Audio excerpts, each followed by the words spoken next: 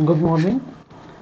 Module 1 को continue करते हुए इस लेक्चर में हम लोग प्रॉपर्टीज ऑफ फ्लूइड में shear stress and viscosity discuss करेंगे। प्रीवियसली हमने प्रेशर के बारे में पढ़ा था। तो ये प्रेशर क्या होता है? नॉर्मल स्ट्रेस होता है। ठीक है, प्रेशर नॉर्मल स्ट्रेस होता है जो कि स्टैटिक और डायनेमिक दोनों ही कंडीशंस में फ्लूइड पे लगता है।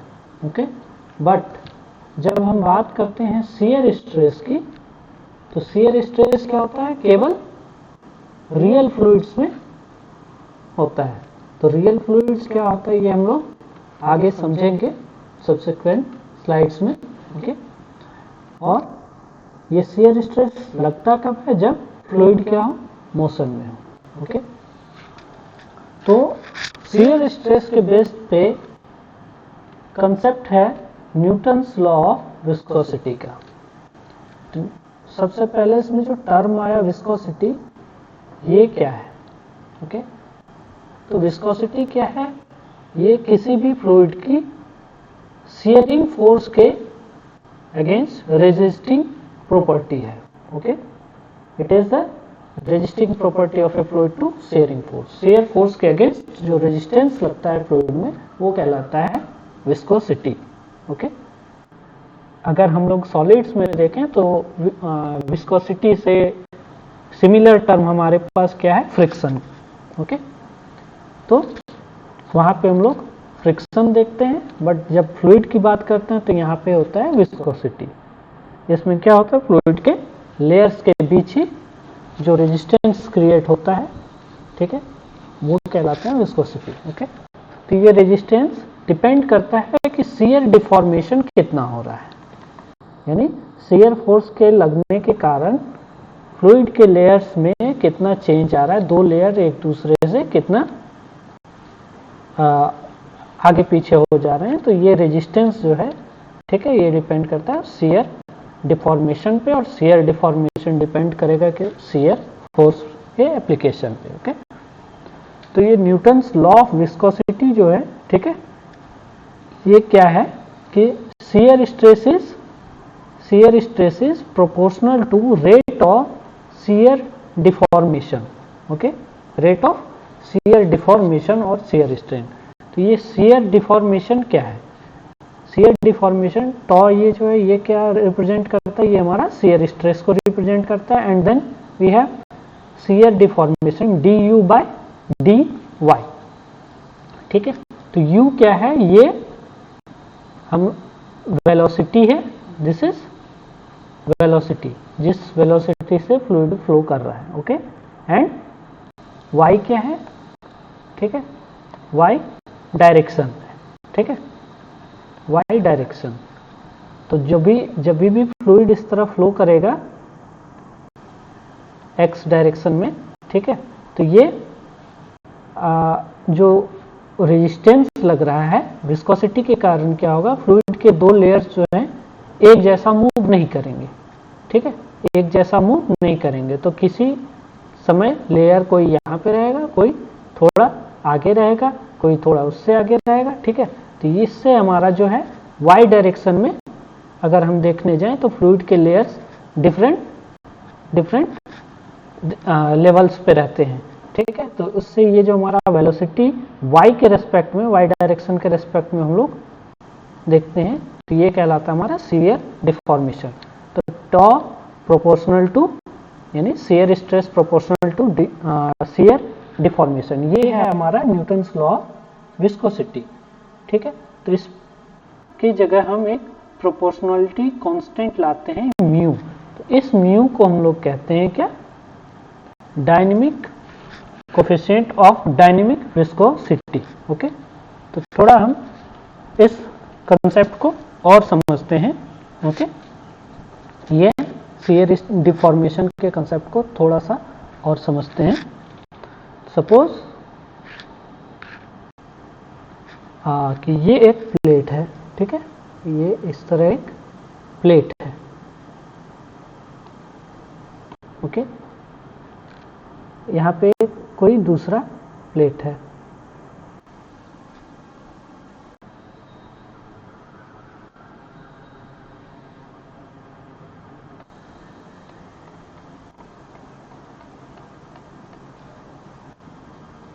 प्लेट की जगह कुछ भी हो सकता है, सपोज पाइप के अंदर ही फ्लो होता है, ठीक है, तो वहां पे भी वाटर को दो सरफेस मिल जाता है, वाटर के टॉप और बॉटम पे हमें दो सरफेस मिल जाते हैं।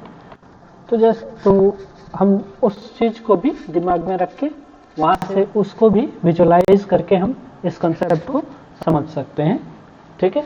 सपोज इनके बीच क्या है, L डिस्टेंस का गैप है, ओके। कोऑर्डिनेट्स हम लोग देख लें, तो ये x डायरेक्शन, ये y डायरेक्शन, ठीक है। अब क्या होगा कि जब इस दोनों प्लेट के बीच फ्लूइड का फ्लो होगा, ओके, इन दोनों के बीच फ्लूइड का फ्लो होगा, तो जो यहाँ पे फ्लूइड का जो भी फ्लूइड लेयर होगा वो सपोज ये प्लेट भी मूव कर रहा है, ओके, ये प्लेट भी क्या कर रहा है, मूव कर रहा है, ठीक है। ये प्लेट क्या है, स्टेशनरी है।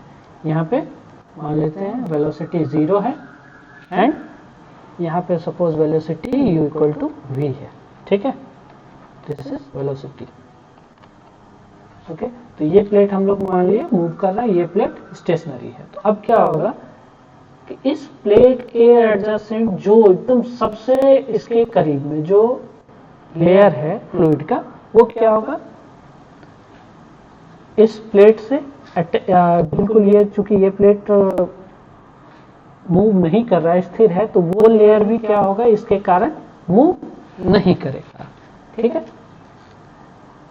उसी तरह अगर हम यहाँ पे देखने जाएं तो यहाँ पे जस्ट इससे सटा हुआ जो लेयर होगा, ठीक है, ये मूव कर रहा है, तो ये भी क्या होगा, उसी वेलोसिटी से आगे मूव कर रहा होगा, ठीक।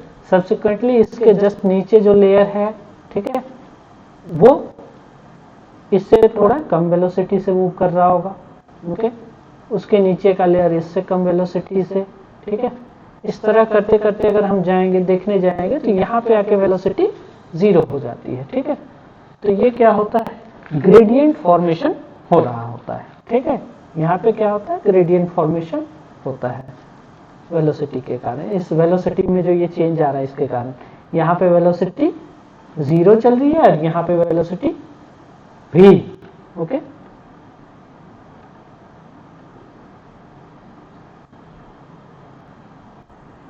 ठीक है, यहाँ पे वेलोसिटी 0 इस जगह और यहाँ पे velocity v, okay, u equal to v, ठीक है। तो ये जो डिफरेंस हो रहा है, ठीक है, फ्लूइड पार्टिकल्स में जो सब्सिक्वेंट लेयर में जो डिफरेंस होता है, ठीक है, तो इसके कारण क्या होता है, ग्रेडियंट जनरेट हो जाता है, दो लेयर्स के बीच ग्रेडियंट जनरेट हो जाता है, ओके। यहाँ पे देखने जाए तो वेलोसिटी इतनी है, यहाँ पे वेलोसिटी इतनी सी है, यहाँ पे इतनी सी है। जैसे जैसे देख रहे हैं सब्सिक्वेंट लेयर्स पे वेलोसिटी कम होती जा रही है, ठीक है। और ये क्या होता है, बिल्कुल स्ट्रेट लाइन में चेंज नहीं होता, ओके, पैराबोलिक चेंज होता है, ठीक है। ये क्या होता है, पैराबोलिक चेंज रहता है, ओके। तो यहाँ पे वेलोसिटी सपोज यहाँ इस लेयर पे वेलोसिटी u प्लस du है एंड ये कोई लेयर है, यहाँ पे वेलोसिटी du है, ओके। दोनों लेयर्स के बीच जो डिफरेंस है वो सपोज dy है, ठीक है। तो सॉरी, ये वेलोसिटी u हो गई, तो ये u प्लस du, ओके। तो ये दो लेयर्स के बीच सपोज गैप कितना है, dy है, ठीक है। तो इसके कारण यहाँ पे वेलोसिटी ग्रेडियंट कितना हो जाएगा, या शियर डिफॉर्मेशन, शियर फोर्स के कारण इस ये वेलोसिटी, शियर फोर्स क्या होता है, टेंजेंशियल लगता है, तो ये क्या हो रहा है, लेयर के टेंजेंशियल ही लग रहा है, ठीक है। ये वेलोसिटी जो है, ठीक, यहाँ पे जो फोर्स लग रहा होगा वो टेंजेंशियल ही लग रहा है, ओके। तो इसलिए इसको हम लोग शियर फोर्स को हम लोग टेंजेंशियल फोर्स भी कहते हैं, ठीक। तो यहाँ पे इन दोनों के बीच जो डिफरेंस हो जा रहा है वो कितना, du बाय dy का है। यहाँ पे उस शियर फोर्स के कारण जो शियर डिफॉर्मेशन हो रहा है वो कितना हो रहा है, du for each dy, okay. इतना सा डिफॉर्मेशन हो रहा है। तो यही हमारा क्या है, शियर स्ट्रेस का कॉन्सेप्ट है, ठीक है।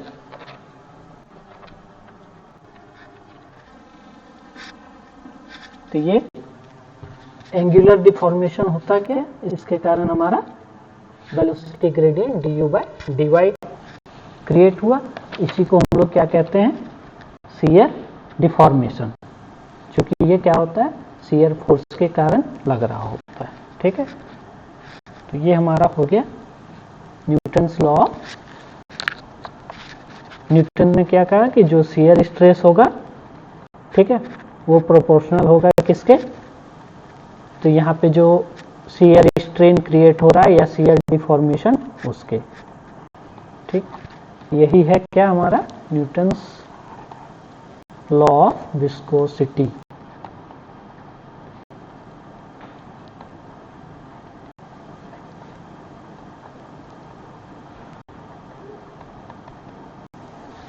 नाउ फर्दर अब इस विस्कोसिटी के कॉन्सेप्ट में कुछ और चीजें हैं। तो जैसे न्यूटन्स लॉ आया, tau proportional to du by dy, तो यहाँ पे उसने क्या किया, प्रोपोर्शनलिटी कांस्टेंट म्यू इंट्रोड्यूस किया, mu du by dy, okay. तो इसको जो हम लोग ये जो कोफिशिएंट है इसको हम लोग कहते हैं कोफिशिएंट ऑफ डायनेमिक विस्कोसिटी और एब्सोल्यूट विस्कोसिटी या सिंपली विस्कोसिटी। जब भी हम कहते हैं विस्कोसिटी तो हमारा जो मतलब होता है इन जनरल वो होता है डायनेमिक विस्कोसिटी, ओके, ठीक है। डायनेमिक के साथ एक और विस्कोसिटी होता है काइनेमेटिक, जो हम लोग आगे देखेंगे। तो अगर हम यहाँ देखने जाएं तो tau equal to mu du by dy, तो इससे म्यू इक्वल टू क्या हो गया, tau upon du by dy, ठीक है। तो टॉ यानी शियर स्ट्रेस है, तो इसका यूनिट हो गया न्यूटन पर मीटर स्क्वायर। ये क्या है, वेलोसिटी टर्म है, तो इसका यूनिट मीटर पर सेकेंड, और ये y डायरेक्शन में डिस्टेंस, तो इसकी यूनिट मीटर। तो इसको हमने सॉल्व कर लिया, तो ये क्या हो गया, न्यूटन सेकेंड पर मीटर स्क्वायर। ये इस डायनेमिक विस्कोसिटी का SI यूनिट हो गया। इस न्यूटन पर मीटर स्क्वायर को हम लोग पास्कल भी कहते हैं, तो ये हो गया क्या हमारा पास्कल सेकेंड, ठीक है। फर्दर एक और यूनिट है, ठीक है, पॉइज छोटा यूनिट है, ठीक। ये न्यूटन सेकेंड पर मीटर स्क्वायर बहुत बड़ा हो गया यूनिट, तो हम लोग जनरली छोटे यूनिट्स यूज करते हैं। तो छोटा यूनिट ये कितना छोटा है, 1 पॉइज इक्वल टू 1 ग्राम पर सेंटीमीटर सेकेंड, ओके। सॉरी, ये यहाँ पे गलत हो गया, सेकेंड ऊपर मल्टीप्लाई होता है, ओके। तो ये हमारा हो जाता है एक, ये 1 poise is equivalent to 1 dyne second per centimetre square, okay. And then 1 dyne is equivalent to 10 to the power -5 newton, okay. And centimetre square को हम लोग मीटर स्क्वायर में कन्वर्ट कर रहे हैं, ठीक है। तो 1 पॉइज इज इक्वल टू, यहाँ से मिला हमें 1/10 पास्कल सेकेंड, ओके। तो ये यूनिट्स हो गए, ठीक है। अब विस्कोसिटी होती क्यों है, ठीक है। तो विस्कोसिटी के लिए मूलतः दो तरह के फोर्सेस काम करते हैं, ठीक है। मूलतः दो तरह के फोर्सेस काम कर रहे होते हैं। पहला इंटरमोलिकुलर फोर्सेस ऑफ अट्रैक्शन, या जिसको हम लोग कोहेसिव फोर्स भी कहते हैं, और दूसरा जो होता है वो होता है मॉलिकुलर मोमेंटम ट्रांसफर, ठीक है। ये कॉज समझने पे हम लोग विस्कोसिटी का टेम्परेचर के साथ रिलेशन भी समझ सकते हैं, ठीक। अभी अगर हम बात करें कॉज पे, ठीक है, तो ये दो कॉज हैं, ठीक। तो अगर हम फ्लूइड में देखें, ओके, तो क्या होता है, फ्लूइड पार्टिकल्स के बीच आपस में फोर्स ऑफ अट्रैक्शन लग रहा होता है, जिसको हम लोग कोहेसिव फोर्स कहते हैं, ओके। और मॉलिक्यूलर, तो उनमें जो मूवमेंट होता है, तो मूवमेंट के कारण मॉलिक्यूलर मोमेंटम ट्रांसफर भी होता है, ठीक है। सपोज कि अगर हम किसी लिक्विड को कंसीडर करें, ठीक है, कंसीडर करें अगर हम लिक्विड को, ठीक, तो लिक्विड के दो लेयर्स हैं, ओके। सपोज ये 1-1 और 2-2 दो लेयर्स हैं, ठीक है। इसमें लिक्विड के मॉलिक्यूल्स हैं जो मूवमेंट करेंगे इधर से उधर,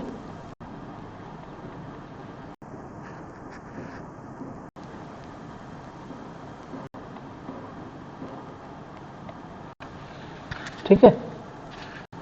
तो in case of liquids, liquid के जो मॉलिक्यूल्स होते हैं वो बहुत ही ज़्यादा पास होते हैं।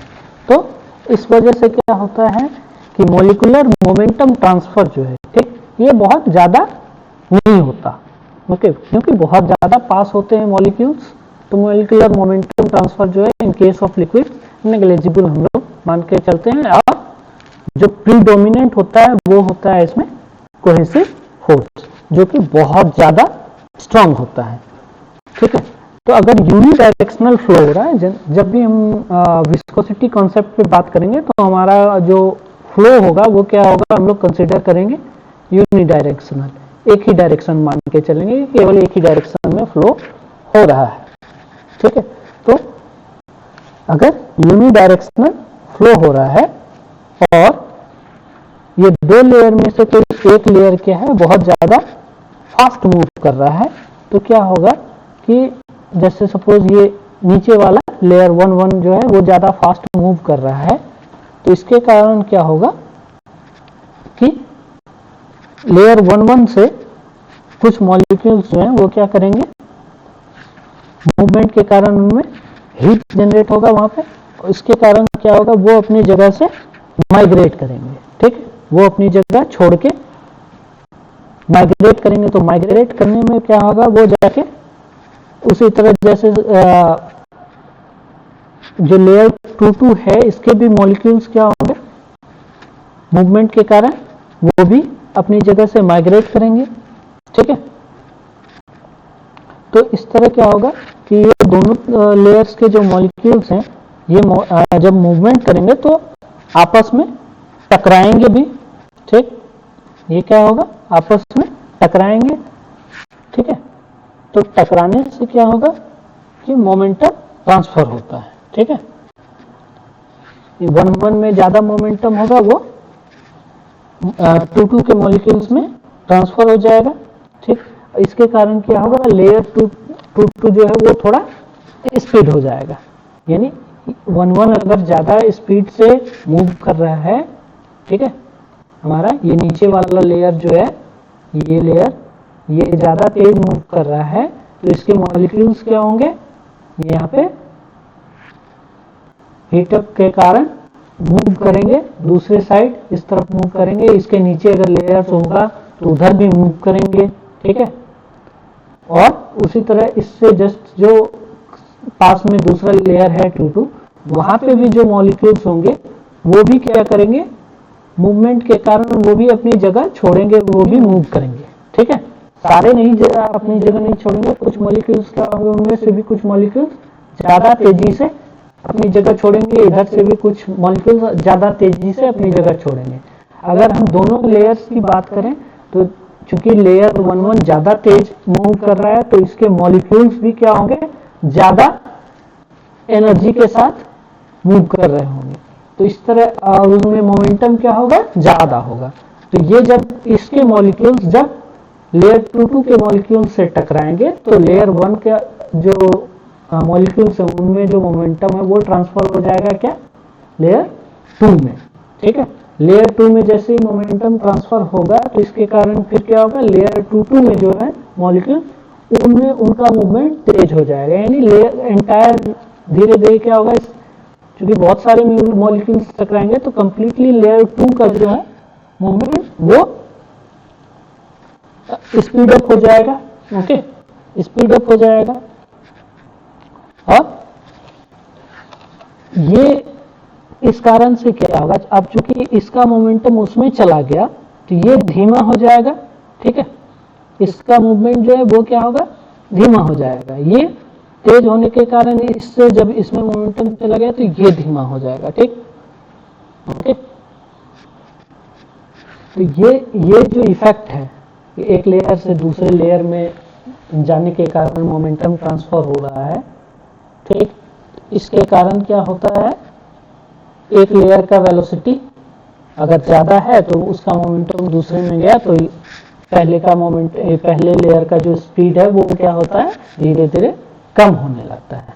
ये रेजिस्टेंस इसी मूवमेंट के कारण, ठीक है, आपस में मोमेंटम ट्रांसफर के कारण होता है। ठीक, यही क्या है, विस्कोसिटी का मूल वजह है। विस्कोसिटी जनरेट होने का मूल वजह यही है। ठीक है,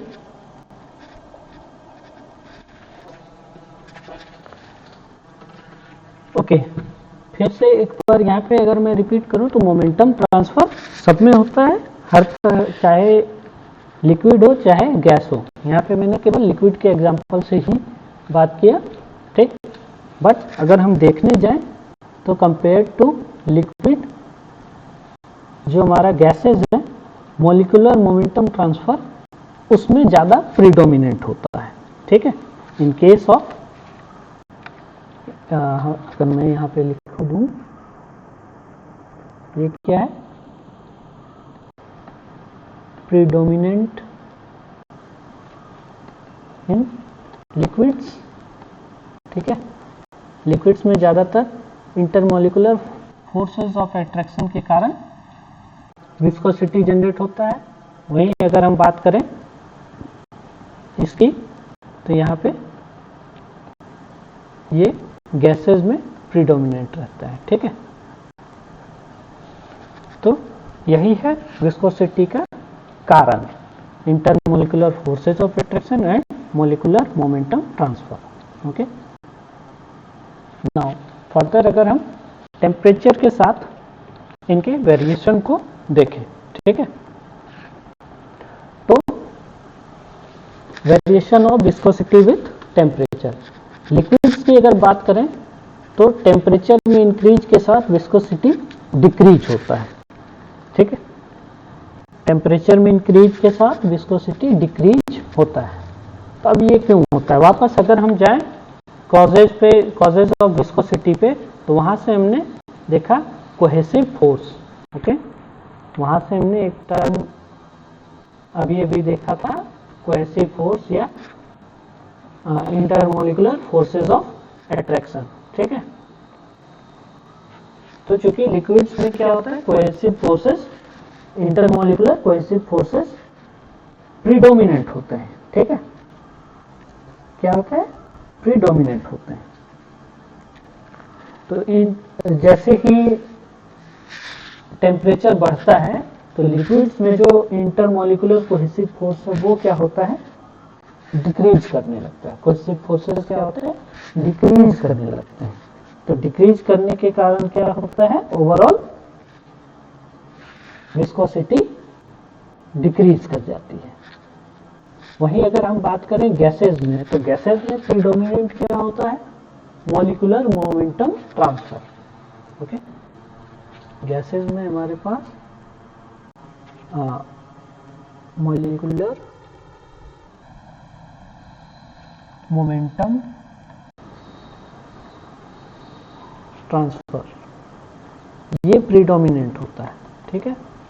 विस्कोसिटी ज़्यादातर गैसेस में मॉलिक्यूलर मोमेंटम ट्रांसफर के कारण होती है। तो जब टेम्परेचर राइज होता है तो गैस पार्टिकल्स क्या होता है, बहुत ज़्यादा दूर दूर होते हैं, ठीक है। तो टेम्परेचर इंक्रीज होने के कारण क्या होता है कि जो गैस मॉलिक्यूल्स हैं वो ज़्यादा तेजी से मूव करने लगते हैं और फिर आपस में टकराते हैं, तो ज़्यादा मोमेंटम ट्रांसफर होता है। इसलिए एज ए रिजल्टेंट जितना ज़्यादा मोमेंटम ट्रांसफर होगा उतना ज़्यादा विस्कोसिटी इंक्रीज हो जाता है गैसेस के केस में, ठीक है। नाउ लिक्विड्स के लिए अंद्रारे ने एक इंपेरिकल इक्वेशन दिया था, ठीक है। इक्वेशन क्या है, mu is equal to A E B power V by T. अब अगर यहाँ से अगर देखें इस इंपेरिकल इक्वेशन से, ठीक है, इस इंपेरिकल इक्वेशन से, तो ए और बी क्या है, कांस्टेंट्स हैं, ओके। तो जैसे जैसे ये टी इंक्रीज करेगा, अगर टी इंक्रीज कराएंगे तो इसकी वैल्यू क्या होगी, डिक्रीज होगी, okay. And as a result mu क्या होगा, डिक्रीज करेगा, ओके। तो यहाँ पे यहाँ से हम इस इक्वेशन से भी देख रहे हैं कि as T increases mu decreases, ठीक है। उसी तरह गैसेस के लिए सदरलैंड ने एक इंपेरिकल इक्वेशन दिया, ओके, जहाँ पे ये इक्वेशन है। तो इस इक्वेशन में क्या है, म्यू और टी के यूजुअल मीनिंग्स हैं, ओके, सी और एस, ठीक है। ये क्या है, कांस्टेंट्स हैं, C and S are constants, T is absolute temperature. ना अगर हम टी यहाँ पे इंक्रीज करते हैं, ठीक है, टी इंक्रीज करते हैं तो ऑब्वियस है कि यहाँ पे न्यूमरेटर पार्ट ज़्यादा इंक्रीज करेगा compare to denominator part, okay. तो इसके कारण यहाँ से भी हम क्या देख रहे हैं कि as T increases mu also increases, ठीक है। तो ये हमारा variation of viscosity with temperature है, ठीक है।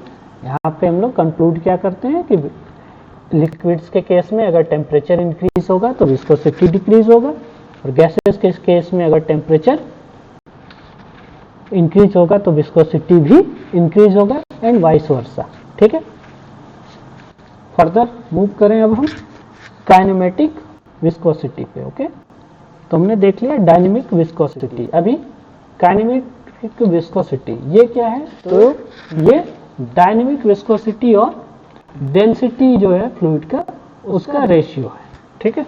This is ratio of dynamic viscosity to density of fluid, okay. इसको हम लोग न्यू से रिप्रेजेंट करते हैं, nu is equal to dynamic viscosity upon density, okay, mu upon rho, okay.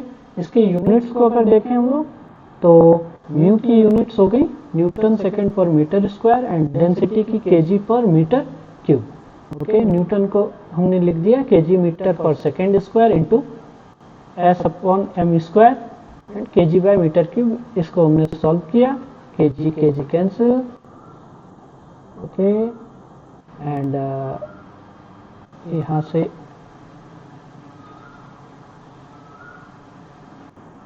ये एक बच गया इधर, ठीक है, मीटर स्क्वायर कैंसिल, सेकेंड और ये खत्म।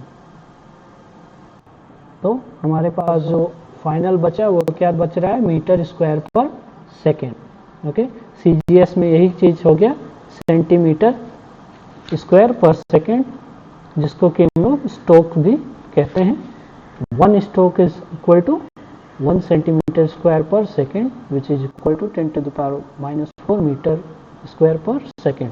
तो इन जनरल जो है, ठीक है, हमारे पास अगर किसी कोई प्रॉब्लम आता है तो प्रॉब्लम इन जनरल में बोल रहा हूँ, ठीक है, काइनेमेटिक विस्कोसिटी जो है वो स्टोक में ही गिवन होता है, ओके। तो आप देख रहे हैं यहाँ पे हम लोग कि इसमें क्या है, मास का कोई यूनिट नहीं इन्वॉल्व है, ठीक है। अगर हम फाइनल देखें तो इसमें मास का कुछ इन्वॉल्व नहीं है, इसलिए इसको क्या कहते हैं हम लोग, काइनेमेटिक क्वांटिटी, ठीक है। काइनेमेटिक विस्कोसिटी को हम लोग काइनेमेटिक क्वांटिटी कहते हैं। फिजिकली अगर इसकी मीनिंग को देखने जाएं तो इसका फिजिकल मीनिंग क्या है कि kinematic viscosity represents the ratio of ability to diffuse a disturbance in momentum relative to the ability of sustaining the original momentum. ठीक है, यानी कि जो किसी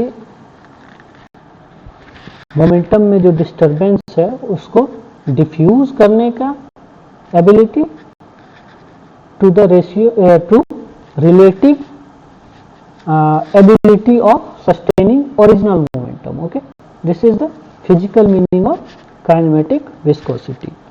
ठीक है, तो ये काइनेमेटिक विस्कोसिटी होगा। अब इस कंसेप्ट के बाद हम लोग मूव करते हैं, हमने न्यूटन्स लॉ ऑफ विस्कोसिटी देख लिया।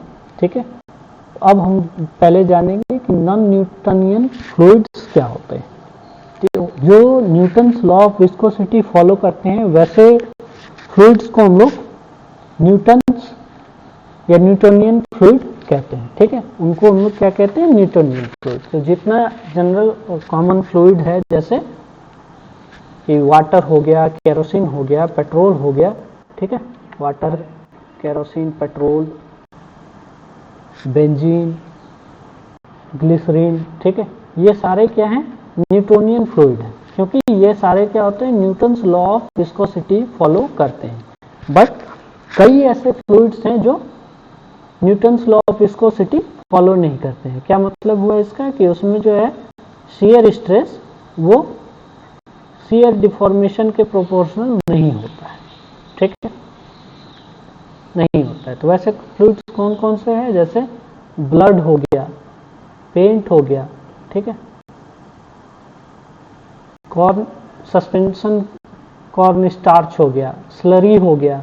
ठीक है, पेस्ट हो गया, पॉलीमर हो गया।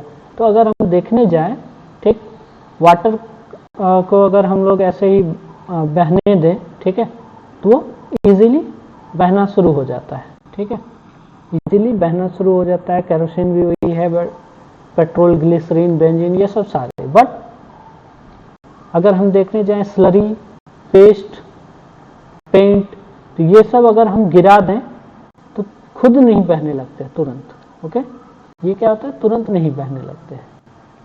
ठीक है, इनको इधर अगर प्रेशर मिला, जैसे पेस्ट क्या है, एक फ्लूइड है, बट टूथपेस्ट की अगर बात करें हम लोग, ठीक है, टूथपेस्ट क्या है, वैसे तो जब अपने ट्यूब में रहता है तो ये क्या करता है, प्लास्टिक बिहेवियर रहता है। ठीक है, बट खुद फ्लो नहीं करता है। इसको फ्लो कराने के लिए हमें क्या करना होता है, एक्सटर्नल हम फोर्स लगाते हैं, तब जाके वो ट्यूब से बाहर आता है। ठीक है, तो ऐसे फ्लूइड्स भी हैं जो नॉर्मल बिहेव नहीं करते हैं, न्यूटन्स जो लॉ है उसको फॉलो नहीं करते हैं, न्यूटन्स लॉ ऑफ विस्कोसिटी। तो वो सारे फ्लूइड कहलाते हैं नॉन न्यूटनियन फ्लूइड। ओके, तो उनके लिए जो रिलेशनशिप है, ठीक है, वो क्या है, पावर लॉ के थ्रू हम लोग रिप्रेजेंट करते हैं। ठीक है, पावर लॉ, यहाँ पे क्या हो जाता था हमारा, mu is directly proportional to sorry तो ओके, फ्लो में थोड़ा बहुत हो जाता है। Okay, shear stress is directly proportional to Newton's law of viscosity है, वो क्या है, shear stress is directly proportional to shear deformation, जिसको कि हम लोग प्रोपोर्शनलिटी कांस्टेंट म्यू लगा के du/dy लिख देते हैं। ठीक है, but in case of non Newtonian fluid ये फॉलो नहीं होता है। तो वो जो फॉलो करते हैं वो क्या करते हैं, पावर रिलेशन फॉलो करते हैं। ठीक है, उनको हम लोग पावर रिलेशन के फॉर्म में रिप्रेजेंट कर सकते हैं। तो कैसे करते हैं, tau is equal to m, ठीक है, m du/dy power n। Okay, यहाँ पे m को हम लोग कहते हैं कंसिस्टेंसी इंडेक्स और n को कहते हैं फ्लो इंडेक्स। ओके, तो ये दो इंडाइसेस हम लोग यूज करते हैं। तो इस नॉन न्यूटोनियन फ्लूइड के लिए जो हमने ये पावर लॉ रिलेशन देखा, ठीक है, इस पावर लॉ रिलेशन का इस्तेमाल करके हम लोग ओके रियोलॉजिकल क्लासिफिकेशन कर सकते हैं। रियोलॉजी क्या होता है? तो ये फिजिक्स का एक ब्रांच है, ठीक है, जिसमें हम लोग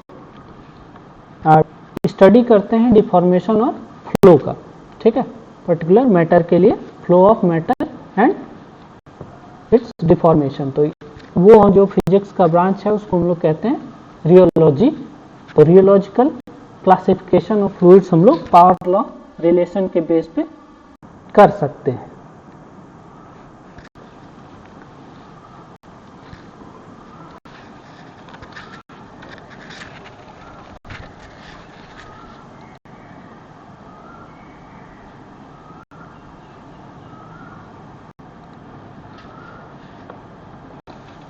अब अगर हम देखें इस रिलेशन को, ठीक है, इस रिलेशन को, तो हम लोग इस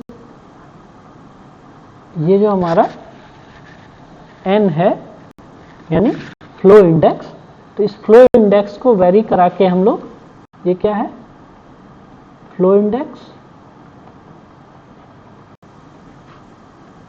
और ये क्या है, कंसिस्टेंसी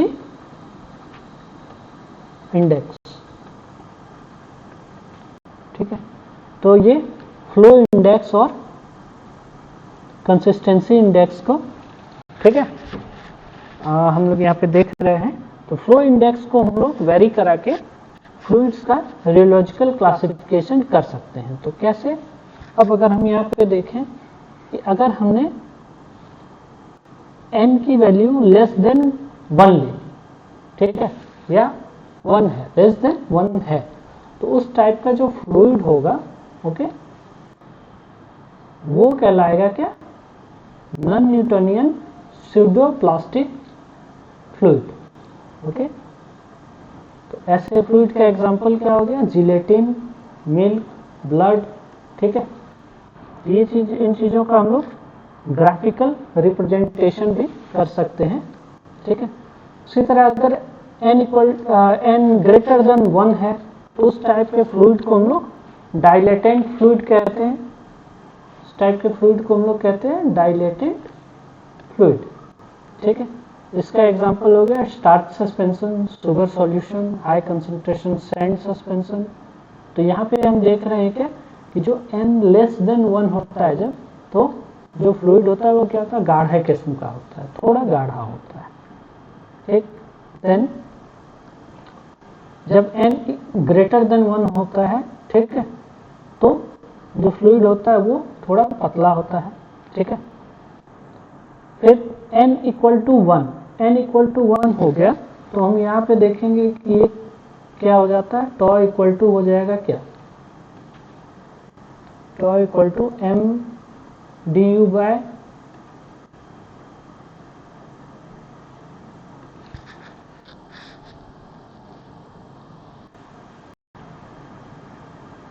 dy, ठीक है, m du बाय dy, ठीक।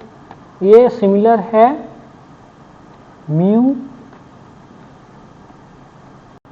du बाय dy के, यानी जो न्यूटोनियन फ्लूइड है बिल्कुल उसी का इक्वेशन हो जाता है, ये उसी में कन्वर्ट हो जाता है when n is equal to 1। जब हमारा फ्लो इंडेक्स 1 है तो हमारा जो फ्लूइड होता है वो होता है Newtonian fluid, okay.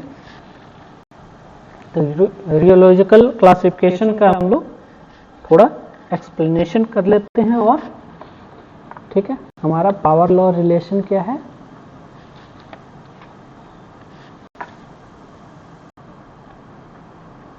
Power law relation,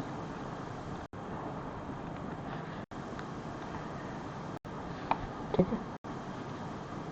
ये है हमारा tau is equal to m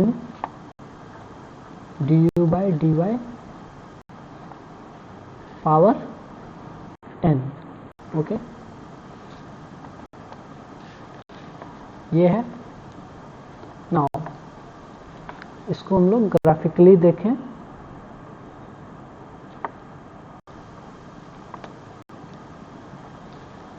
ठीक है, इसको हम लोग ग्राफिकल रूप में देखते हैं।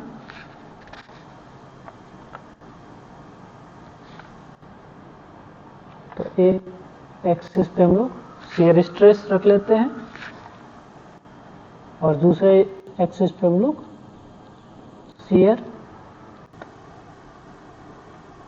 डिफॉर्मेशन रख लेते हैं या शियर स्ट्रेन कह ले। ठीक है, इसको रख लेते हैं। तो शुरू करते हैं। जब टॉ इज इक्वल टू 0 यानी शियर स्ट्रेस बिल्कुल 0 है। तो जब शियर स्ट्रेस 0 होगा तो इसका क्या मतलब हुआ कि फ्लूइड क्या होगा, कंप्लीटली न्यूटोनियन होगा। ठीक है, यानी कोई शियर स्ट्रेस नहीं लग रहा है, मतलब वहां पे कोई विस्कोसिटी नहीं है। ठीक है, 0 विस्कोसिटी। उस समय म्यू क्या हो गया, 0 हो जाएगा। यानी ये जो लाइन है, ये जो एक्सिस है, ठीक है, ये लाइन यहाँ पे क्या, टॉ इक्वल टू 0। ये कंडीशन रिप्रेजेंट किसको करता है, आइडियल फ्लूइड को। ठीक, when tau is equal to 0 means mu is equal to 0, that means there is no viscosity। ठीक है, इसका क्या मतलब हुआ, 0 विस्कोसिटी। तो ये केस हो गया किसका, आइडियल फ्लूइड का। ओके, नाउ अब अगर हम देखें कि जो टॉ के किसी वैल्यू के लिए अगर ये हमारा शियर रेट जो है, ठीक है, ये 0 हो जाए, यानी कोई भी डिफॉर्मेशन ना आए। ठीक है, किसी भी तरह का डिफॉर्मेशन ना आए, यानी ये जो लाइन है du by dy equal to 0। ठीक है, ये रिप्रेजेंट करता है किसको, इलास्टिक सॉलिड को। ठीक है, ये क्या रिप्रेजेंट करता है, इलास्टिक सॉलिड। ठीक, यानी यहाँ पे शियर स्ट्रेस कितना भी लग रहा है, बट हमारा जो शियर डिफॉर्मेशन है वो 0 है। ठीक है, तो ये हमारा इलास्टिक सॉलिड कहते हैं, या फिर इसको हम लोग आइडियल सॉलिड भी कहते हैं। ठीक है, तो ये हमारा इस बेसिक इक्वेशन से दो चीज हमने देख लिया। नाउ तीसरा चीज अगर देखें तो इसको हम लोग tau is equal to mu du by dy लिख सकते हैं। कब, जब n for n equal to 1 and m equal to mu. ठीक है, तो ये रिप्रेजेंट करता है न्यूटोनियन फ्लूइड को। ओके, यानी ये जो इक्वेशन होगा वो क्या हो जाएगा, एक स्ट्रेट लाइन का इक्वेशन।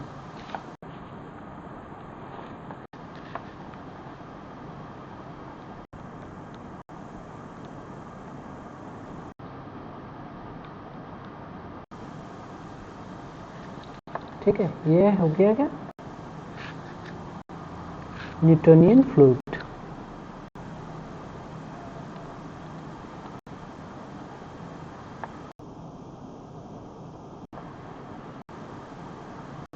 यहाँ पे क्या, n इज इक्वल टू 1। ठीक है, नाउ जब case n is less than 1 का हो, तो n इज लेस देन 1 तो उसको हम लोग क्या कहते हैं, स्यूडो प्लास्टिक फ्लूइड। ठीक है, स्यूडो प्लास्टिक फ्लूइड। तो n जब लेस देन 1 होगा तो क्या होगा,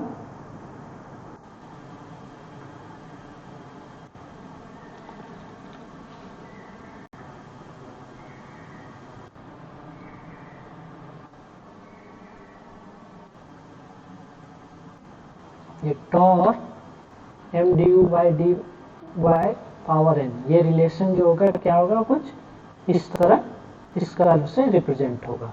ठीक है, इसको हम लोग कहेंगे क्या, pseudo plastic.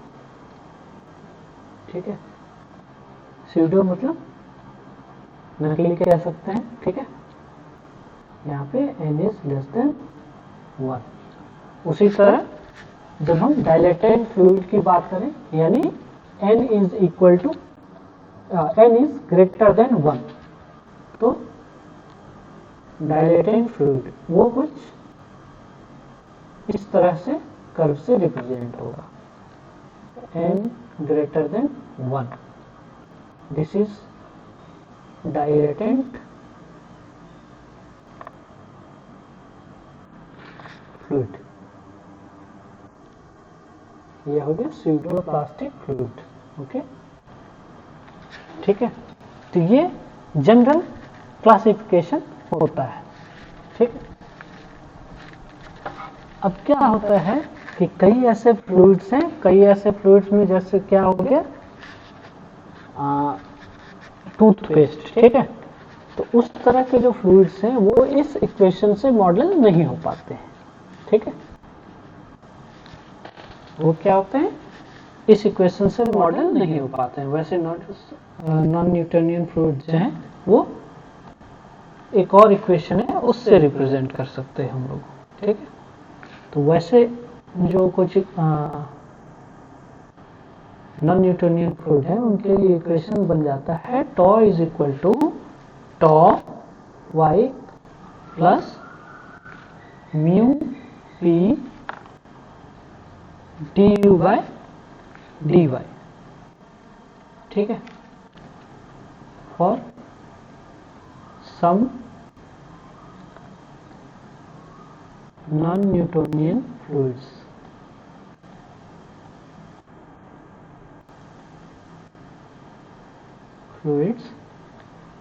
Toe is equal to tau Y plus mu P D U by D Y, यानी कुछ जो नॉन न्यूटोनियन फ्लूइड्स हैं उनको यील्ड स्ट्रेस टॉ वाई की जरूरत पड़ती है ताकि फ्लो हो सके। ठीक है, फ्लो हो सके। तो वैसे जो फ्लूइड्स होते हैं, ठीक है, उनको हम लोग कहते हैं, वैसे नॉन न्यूटोनियन फ्लूइड्स को हम लोग कहते हैं बिंघम प्लास्टिक। ओके, उनको हम लोग क्या कहते हैं, बिंघम प्लास्टिक। इसी पे अगर हम रिप्रेजेंट करने जाए, ठीक है, तो अगर हम देखें tau is equal to tau Y, ये कुछ y is equal to C, y is equal to C plus M X के फॉर्म में है। ठीक है, y is equal to C plus M X इस फॉर्म में। ओके, तो क्या होगा, सपोज अगर हमारा ये पार्ट 0 हो जाए, ओके, जो हमारा एक पार्ट 0 हो जाए, ठीक है, केवल tau is equal to tau Y रह जाए, तो वैसा जो केस होता है, ठीक है, उसको हम लोग कहते हैं, यानी उनमें केवल क्या, ये इंटरसेप्ट रहता है। ठीक, इतना सा इंटरसेप्ट मौजूद रहता है टॉ वाई। ठीक है, यील्ड स्ट्रेस के लगा, ठीक, डिफॉर्मेशन मतलब मूवमेंट के लिए, बट और कुछ नहीं हुआ। ठीक है, वो उसमें कोई भी डिफॉर्मेशन नहीं रहा। Okay, deformation is 0। तो वो हो गया क्या, हमारा आइडियल प्लास्टिक, क्योंकि जैसे ही उस पर हम लोग लगाएंगे स्ट्रेस, वो शेप चेंज करेगा और वापस ओरिजिनल शेप में आ जाएगा। ठीक है, तो ये हो गया क्या, हमारा आइडियल प्लास्टिक। ओके, और जब इसके साथ हमारा ये कंप्लीट इक्वेशन अगर हम यूज करें, ठीक, तो इससे जो फ्लूइड्स रिप्रेजेंट होते हैं वो कहलाते हैं बिंघम प्लास्टिक, ठीक है, ये क्या रिप्रेजेंट करते हैं, being a plastic fluid.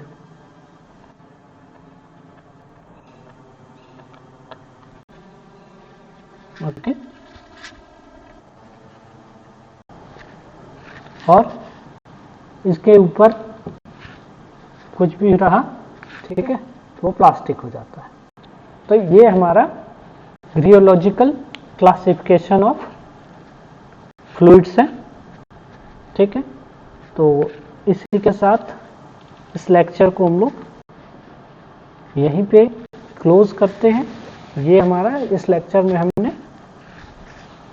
Viscosity का बेसिक कंसेप्ट देखा, न्यूटन्स लॉ ऑफ विस्कोसिटी देखा, डायनेमिक कोफिशिएंट ऑफ विस्कोसिटी देखा, या जिसको हम लोग डायनेमिक विस्कोसिटी कहते हैं। फिर हमने काइनेमेटिक विस्कोसिटी देखा, फर्दर हमने रियोलॉजिकल क्लासिफिकेशन भी देखा, ठीक है, और टेम्परेचर के साथ जो रिलेशन होता है विस्कोसिटी का वो भी हमने इस लेक्चर में पढ़ा, ठीक है। तो अगले लेक्चर में हम लोग इससे रिलेटेड कुछ प्रॉब्लम्स देखेंगे, एंड देन जो रेस्ट पार्ट है